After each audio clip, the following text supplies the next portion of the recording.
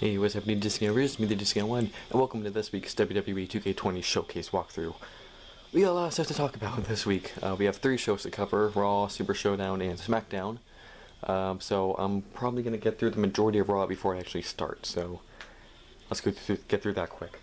The show started with Kevin Owens confronting Randy Orton about his whole apology to Edge, and basically it's like he's fed up with him talking, and the two of them agreed to a match later that night.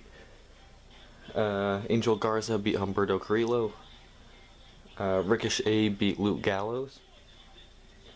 Afterwards, AJ Styles and the OC confronted and then attacked Aleister Black backstage. Before Black's match with Rowan, which Black then came out and won. After Black beat Rowan, he then called out AJ for a match, which would be cool to see.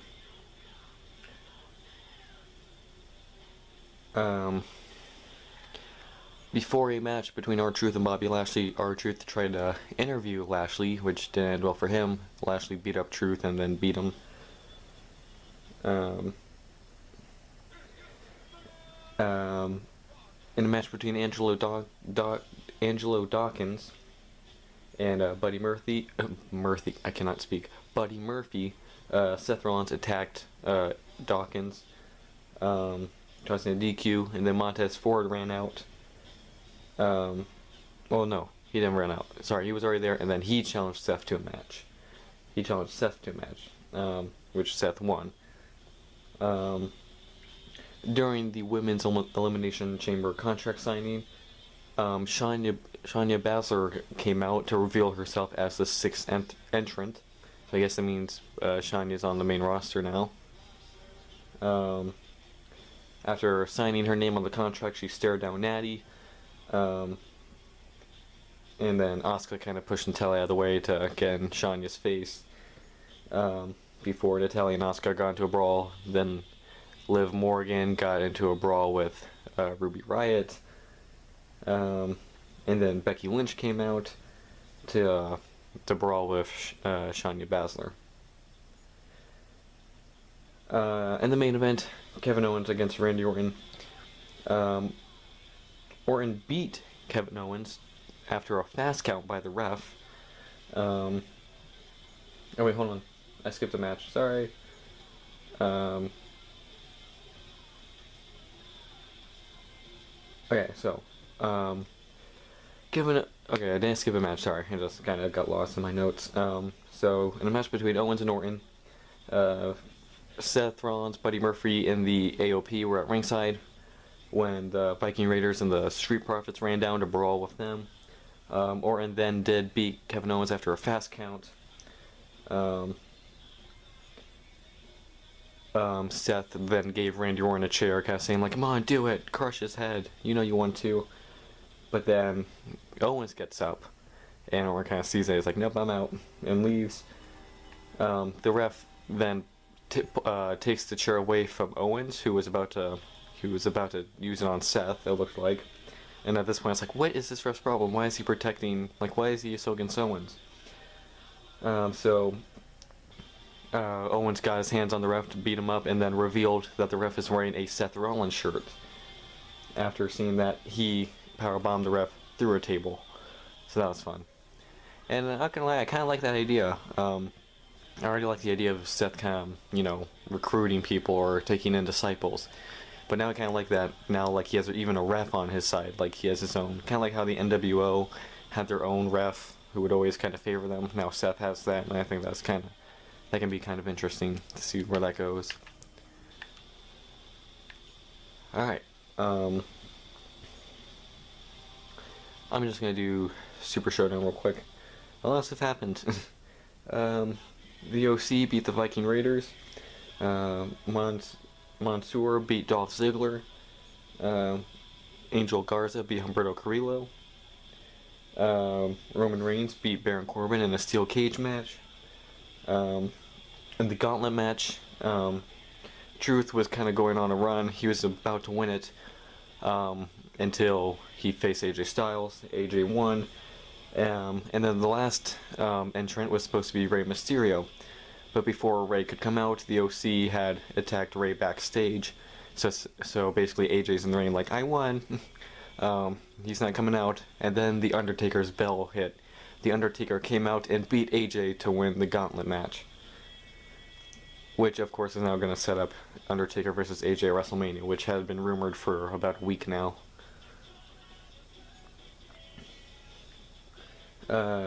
Seth Rollins and Buddy Murphy beat the Street Profits to retain the Raw tag titles. The Miz and John Morrison beat the New Day to become new SmackDown Tag Champions.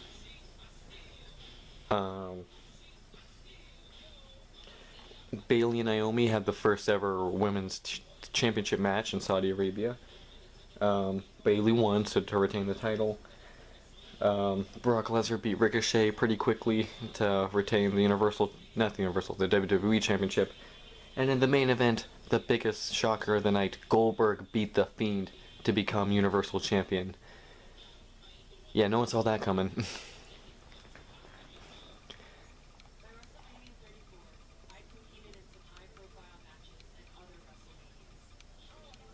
We.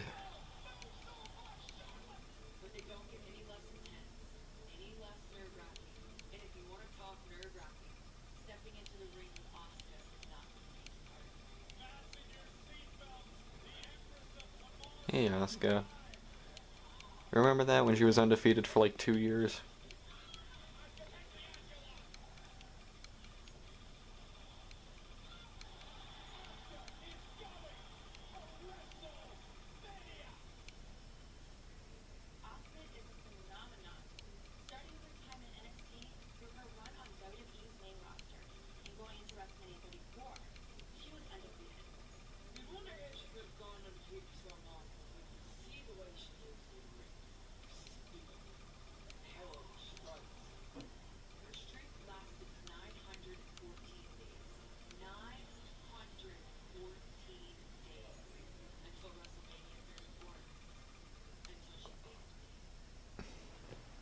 Yeah, remember the fans are still upset about that.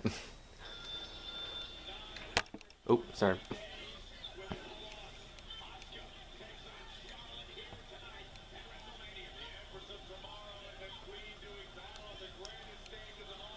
Whoa.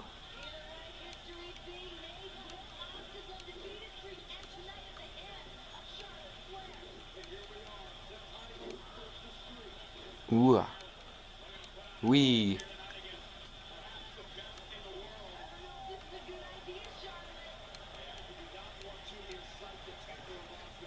Here we go.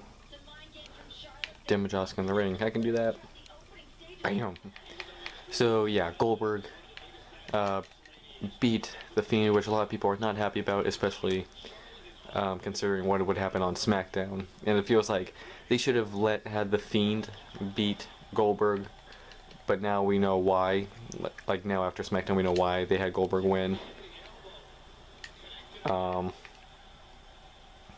But it also seems kind of pointless when you know why, because like you really didn't need to do that to accomplish the goal you're going for. Oh crap. Sorry, ref. Is it just me, or does it look really like jumpy? Like really low frame rate. Ow.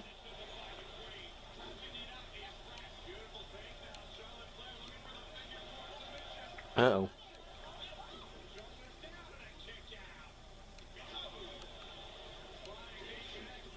What?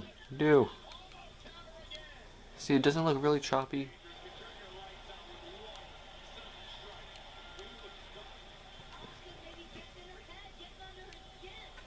Alright, let's go.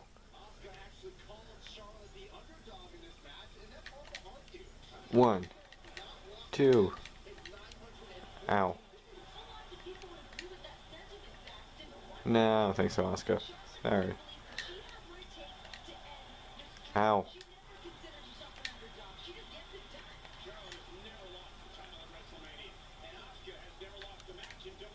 Ugh. I perform on the SEO to... Okay. Ow. No. Yeah. French saying strong strike. Alright. Here we go. Oh god. See, look, it just got really jumpy again. Uh-oh.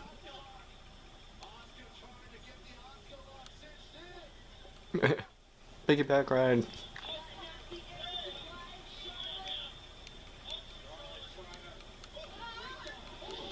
Ooh.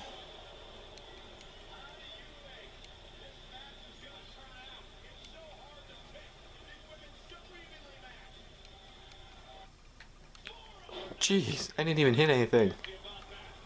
My god. I didn't even touch anything. She just did that on her own. Elbow drop. That was on an elbow drop, Cole.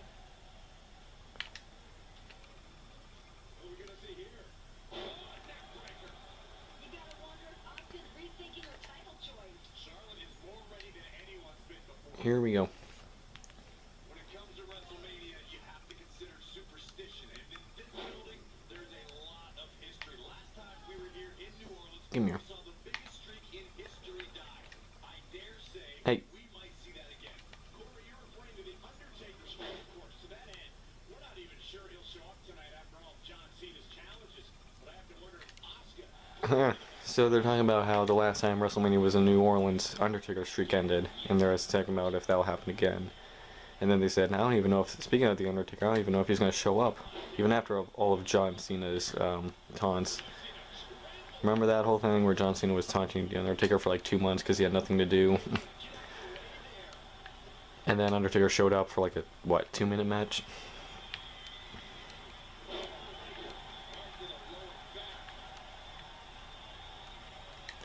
Nope.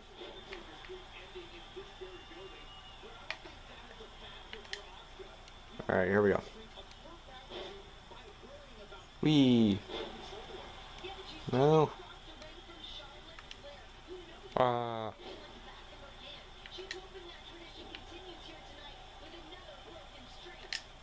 okay. That didn't go well. I was gonna try to just do the figure 8 just to damage her legs.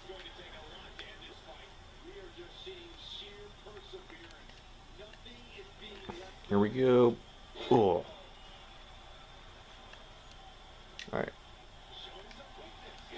Hey. Uh-oh. Hey, what are you doing? Ow. That hurt. Uh-oh. No. Hey, how you doing, Asuka? Okay.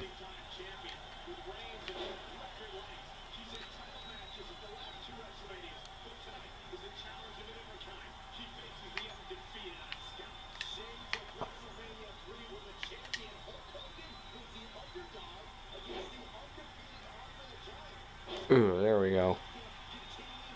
I performed diving moonsault 1. Which one's... Nope, wait. Okay.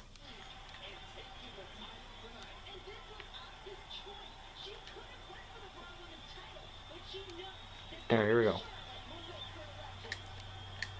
Here we go. Moonsault. Ow.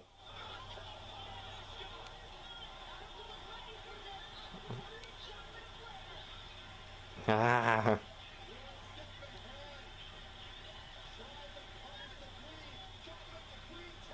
No, get off me. Uh-oh. Ow.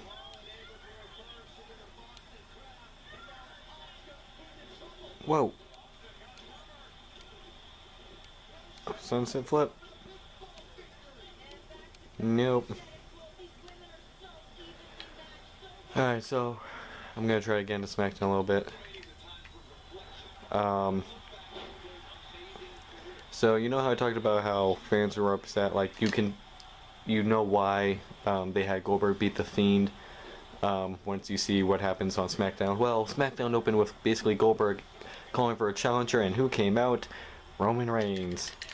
So that's why they had Goldberg beat the Fiend, just so, you know, Reigns could then beat Goldberg at WrestleMania, you know, to get over. It's like, you don't need to do that. He's already over. He's been over like for the last year. After his whole leukemia thing, he's over now. You don't need to do this anymore. You don't need to have him go up against like another like super good guy. Like, remember last time you did this? You had him against Undertaker and you turned him into the biggest bad guy in like wrestling at the time. And now you're doing it again. And now the title's on the line. It's like they should have just had it's like if you really wanted to put Roman over, get him over, have the Fiend retain, have the Fiend beat Goldberg to, you know, solidify his, you know, position as a monster, an unbeatable monster, then have Reigns challenge the Fiend, and then you can have Reigns beat the Fiend to make Reigns look even stronger while still having the Fiend, you know, look like a monster himself. I feel like it just became like a fantasy booker, but I mean, it feels like a really simple idea. But I mean, you establish the Fiend as a monster, but you also make Roman look really strong by having him beat the Fiend.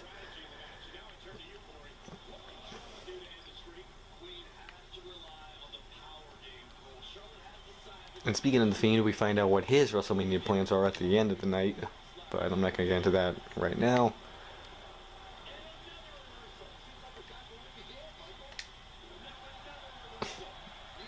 I love how they just charge up the kick.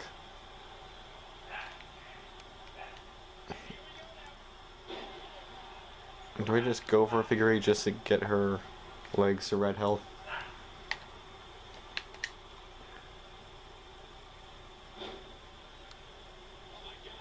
There we go. Form Spanish Fly OMG. What's that? Stand in the corner. Okay.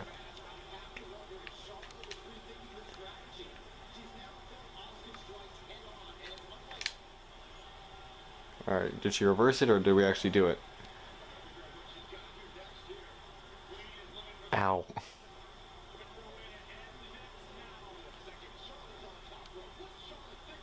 Here we go. Whee! Cover Asuka for the pin, I can do that.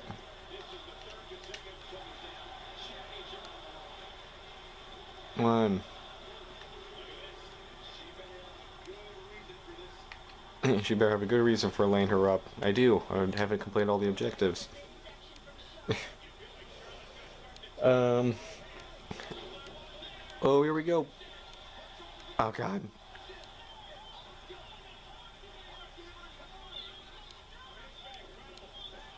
Wow. Oh, God, that just looks wrong. I think she's broken, dude. Ref, I think she's broken. Ow. Ow. Ow. No. Get off me.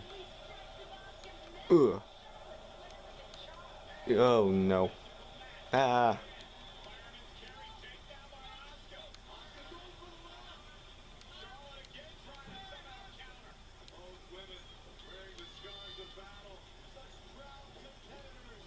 Uh-oh. Oh, no. Oh, roll through. Oh. Ow.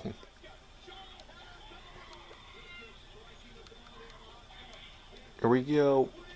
Oh. No.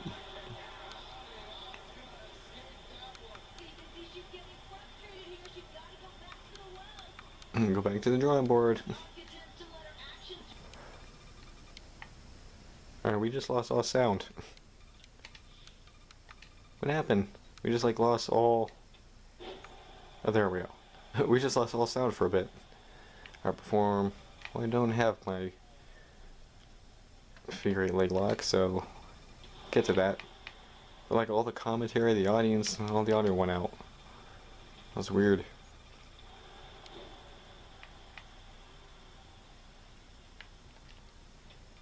Alright, here we go.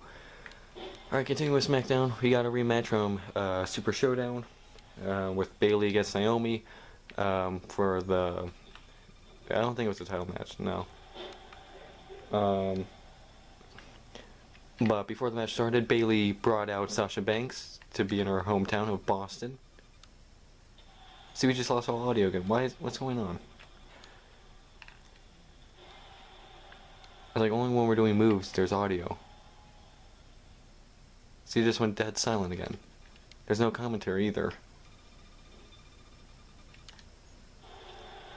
See, now it's back.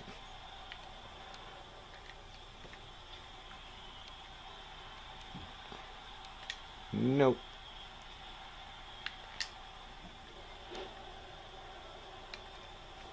Here we go. So Bayley brought out Sasha Banks. The match started, and Sasha, of course, attacked Naomi, causing the DQ. Lacey Evans then ran out to help out Naomi. All right, here we go.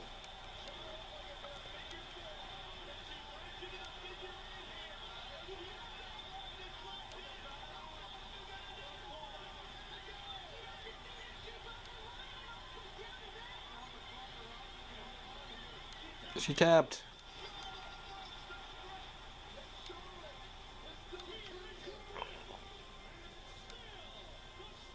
I still don't really agree with this decision. Asuka should have won the match, won the championship, stayed undefeated, at least for a little bit longer.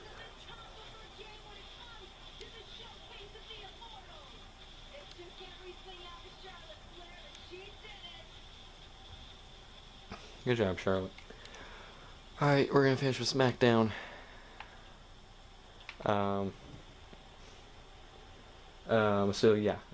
Then the four of women, Sasha Banks, Bayley, Naomi, and Lacey Evans had a match, which Naomi and Evans won. Bobby Roode beat Kofi Kingston. Daniel Bryan beat Curtis Axel. I really hope they're not gonna do with Bryan what they did with like Rowan and Black, and just have him wrestle guys who you forgot even worked for the company. It's like, what's next? Bryan's gonna wrestle, I was just thinking about, like, who was it? Oh, that was right, Aiden English. I was like, are they gonna have Bryan wrestle Aiden English next? Does Aiden English even work for WWE anymore? I swear I haven't seen him, like, literally in a year. During a contract signing between Braun and Nakamura for Elimination Chamber, Braun basically says that he doesn't care what the match is because he knows he's going to have to fight all three of them anyway, so he doesn't care. Sammy took that as a challenge and turned the match into a 3-on-1 handicap match for the Intercontinental Championship. And now where does that... It's like, alright, this kind of thing has happened before where multiple people are going against one guy in a championship match. So let's say Cesaro pins Braun. Does that make Cesaro champion? Or what? After they signed the contract, Cesaro was Sami Zayn and Nakamura beat up Braun.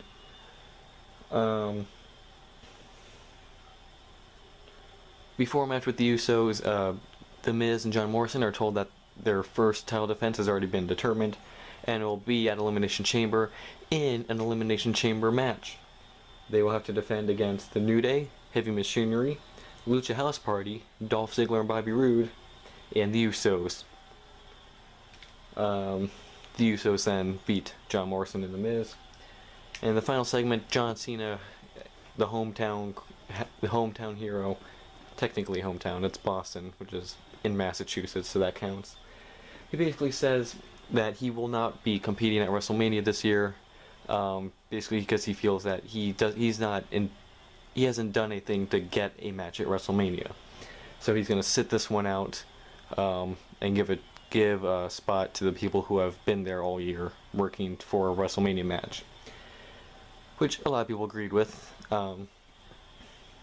He then went up to the entrance ramp when all of a sudden the lights started going out and the Fiend sound effects started playing, and of course the Fiend appeared behind John Cena. John Cena turns around, they kind of look at each other for a bit. The Fiend points to the WrestleMania sign, and John Cena tips his cap to the Fiend as a way to accept the challenge. So much for not showing up to WrestleMania. I guess we're going to get Cena versus Wyatt 2. And of course a lot of people bringing up that this will be This is basically a rematch from WrestleMania 30, 6 years ago. Last time they faced at WrestleMania. And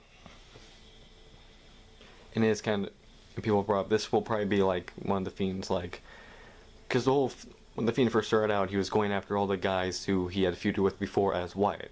You know, Kane, Bryan, Orton, Seth, and now he's going after Cena.